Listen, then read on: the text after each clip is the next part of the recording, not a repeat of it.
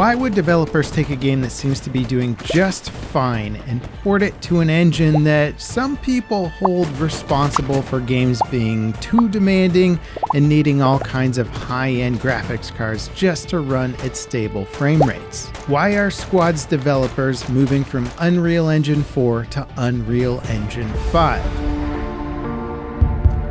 The super popular Milsim Squad, which is basically the Milsim version of a upscaled Battlefield game, is getting ported over to UE5. I got a chance to play a work-in-progress build of the update, and I've got a lot to say about it. And the point of this engine update, according to the developers, isn't to just pump ray tracing into the game or force you to buy an RTX 5090 just to enjoy some expensive lighting. They're transitioning to Unreal Engine 5 because of the improved tools it offers, like procedural terrain generation, better mod support, better draw distances, performance improvements, and more. And despite the popular narrative that Unreal Engine 5 is a badly optimized engine, many developers and games are constantly proving that theory wrong, with Arc Raiders looking better and running better than just about anything else on the market. And speaking as someone who uses Unreal Engine 5 on a daily basis, I'll just say that it's very easy to make the engine expensive by checking a whole bunch of boxes that turn on the cool features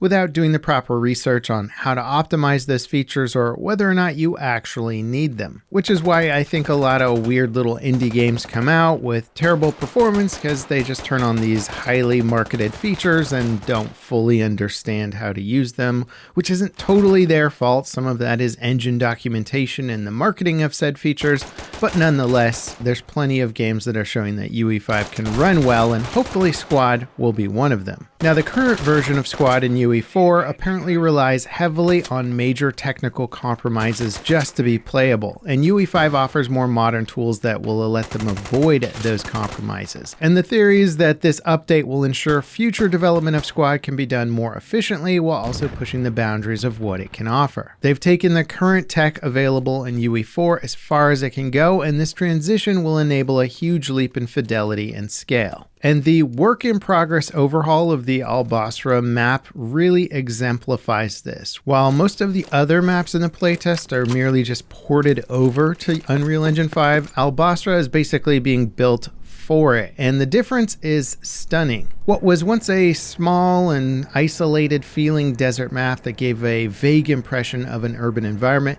has been transformed into a sprawling city with tons of environmental detail, entirely new buildings, and kind of just everything that they can cram into this new fidelity level. Now, on paper, Squad looks like it could be a perfect candidate for this engine upgrade. UE5 actually has a lot of tools specifically aimed at large-scale level development, with a system like large world coordinates allowing for physics accuracy at much larger scales. The devs actually talk about how their bullet physics in their engines start to break down at the edges of their maps due to the 32-bit architecture of the current engine. UE5 also has some built-in procedural landscaping tools that allow for faster, more realistic placement of foliage instances around a map and rocks and whatever else you want. And it also has a smart world partition system that automatically loads and unloads assets in a more granular and easier to control way. And you can see the differences in these flyovers of the maps that I captured in Unreal Engine 4 on the left and Unreal Engine 5 on the right. Notice how things like roads, shadows, and props pop in as the camera gets closer to them. This is called distance culling, and it's something that all games need to do, but UE5 has some better tools for it. And you'll see that it happens less in the UE5 build, and when it does happen, it's much more gradual and harder to see. This can become much more apparent when you're in something like a helicopter and you have long sight lines and you're moving around quickly. Imagine being able to fly that helicopter around and not getting distracted by tons of pop-ins, especially when you need to scan the landscape with your eyes for any sort of movement that might indicate enemy positions. Now, if I'm being honest, booting up the UE5 version of Squad for the first time, it was kind of hard to tell the difference on some of the maps. For the most part, the maps in the playtest are just ports of the existing content into the new engine, which might give them a little bit better lighting here and there, but downgrades on some of the material work in other areas. The lighting and skyboxes are the two most obvious things to see. Interiors corridors look a bit more realistically dark, and stuff like hallways and overpasses, awnings are casting bigger shadows that seem more realistic with better bounce lighting. The draw distances of shadows and props are also noticeably better, which is actually really important in long sightline games so that you're not trying to spot people in windows when there's no shadows behind them.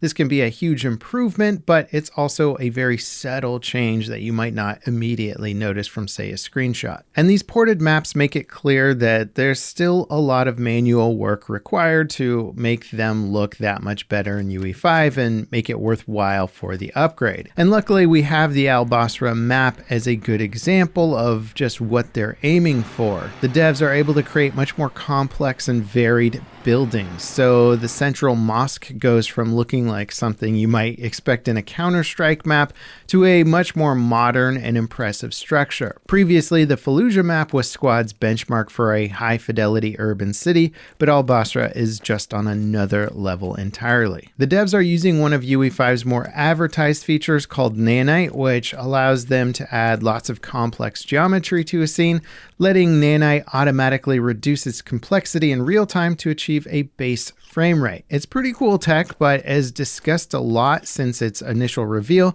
this tech comes with a cost and thus only improves performance once you hit a certain threshold of asset density in your scene, and many smaller games don't do this, and thus they can see an actual performance negative when using Nanite. Squad, however, seems like a very good candidate for this tech. Now that said, the performance here is still a big issue with the playtest. It has a lot more hitching and FPS dips than the current live build of the game. Stuff like aiming down sights causes hangs and hitches, some maps ran worse than others, or just had obvious rendering bugs like ground textures being weirdly tiled. And overall, the game is just more demanding when using the same graphics settings. The good news is that playtesters who have been playing it since the early version of this have already reported huge leaps in performance from one playtest to the next, so hopefully that performance improvement will continue on. Of course, it would be very disappointing to see a UE5 upgrade that came with a massive performance hit to all players. So despite some of those performance road bumps, I want to say it looks pretty obvious that the switch to UE5 is bringing some major improvements to the game. Much improved rendering distances, which is incredible for immersion and also long-range combat and spotting. The devs have their own custom global illumination system to create more fair and accurate shadows at distances, and the remaster of Albasra is really showing what to expect potentially with some of the other maps, just taking Squad from